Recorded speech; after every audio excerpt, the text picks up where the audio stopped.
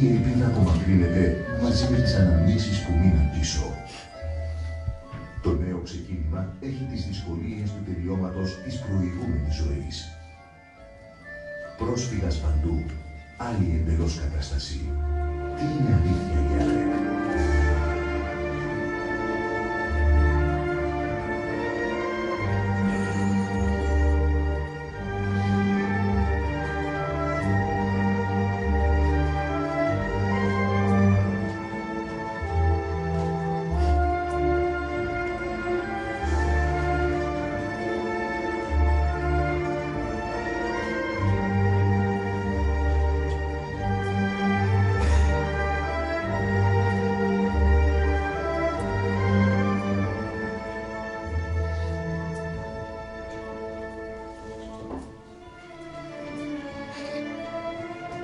Τρία μαγικά γράμματα, ολόκληρη ζωή.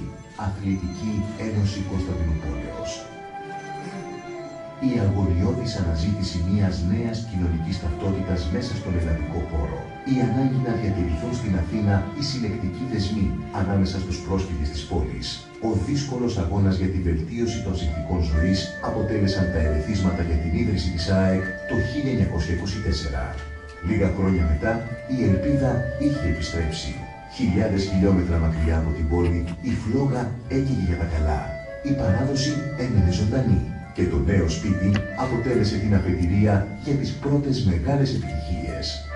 Μέσα από τις αντιξοότητες που βίωναν οι πρόσφυγες, η ΑΕΚ μεγαλούργησε. Οι φίλαθλοι της είναι αυτοί που εκτός από τις καταβολές της διαφοροποιούν την ομάδα από τις υπόλοιπες. Με εθελοντική εργασία δημιούργησαν τη Νέα Φιλαδέλφια το 1930. Και 2 χρόνια αργότερα η Ένωση έγινε η πρώτη ομάδα που κατέκτησε το κύπελλο Ελλάδας. Στο τέλος της ίδιας δεκαετίας έγινε η πρώτη που πανηγύρισε τάφη. Η πρώτη που στέφθηκε σε διαδοχικά χρόνια πρωταθλήτρια.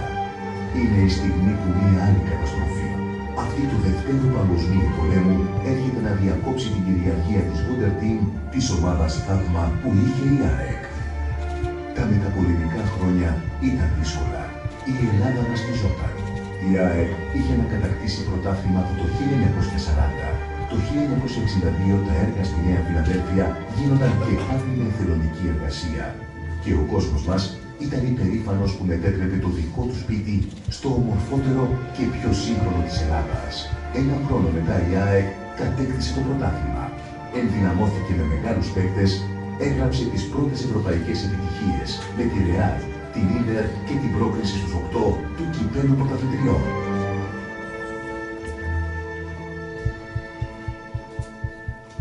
Τη δεκαετία του 70 τα έργα στις εξέδρες της Νέας Φιλαδέλφειας ολοκληρώνονται. Είναι η χρυσή εποχή της απόλυτης κυριαρχίας. Η Ευρώπη υποκλίνεται στη βασίλισσα της Ελλάδας. Η ιστορία επαναλαμβάνεται με την κατάκτηση του ντάμπλ και 2 διαδοχικών πρωταθλημάτων. Είναι ο καιρός που η σκεπαστή μπαίνει στη ζωή μας.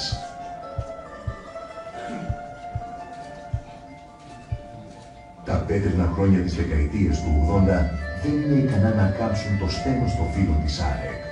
Η επιστροφή στο ναό μετά από τη διετή απουσία μακριά του σηματοδοτεί και την έναρξη της αντεπίθεσης.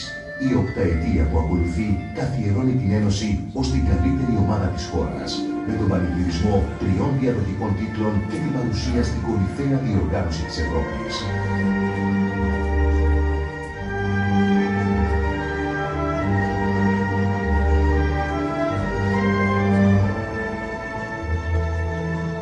Απρίλιος 2013. Η καταστροφή χτυπάει και πάλι την πόρτα μας. 10 χρόνια μετά το γκρέμισμα της Νέας Φιλαδέλφειας, μία άλλου είδους καταστροφή μαυρίζει τις ψυχές των αεκτζίδων. Το χαμόγελο σβήνει, το μυαλό παρασύρεται στο πουθενά, η καρδιά σταματά να χτυπά. Εκεί που όλα δείχνουν χαμένα, εκεί που η σιωπή δημιουργεί τόσο εκοφαντικό θόρυβο, είναι η ώρα της αναγέννησης, της επιστροφής, της κατάκτησης. Το 2014 συμπληρώνονται 90 χρόνια από την ίδρυση της ΑΕΚ. Ο χρόνος θα μετρά αντίστροφα για να ξαναβγούμε σπίτι μας. Η Ένωση, το απαραίτητο συστατικό επιτυχίας ιστορικά για την ομάδα μας, έχει κάνει και πάλι την εμφάνισή της και τα όνειρα συσπληρώνουν και συντροφεύουν τους εκατομμύρια πιστούς της. μέσα από τις τάχτες κάτι πιο λαμπερό, πιο δυνατό ξαναγεννιέται. Γιατί είναι κυρίως ιδέα και οι ιδέες δεν πεθαίνουν.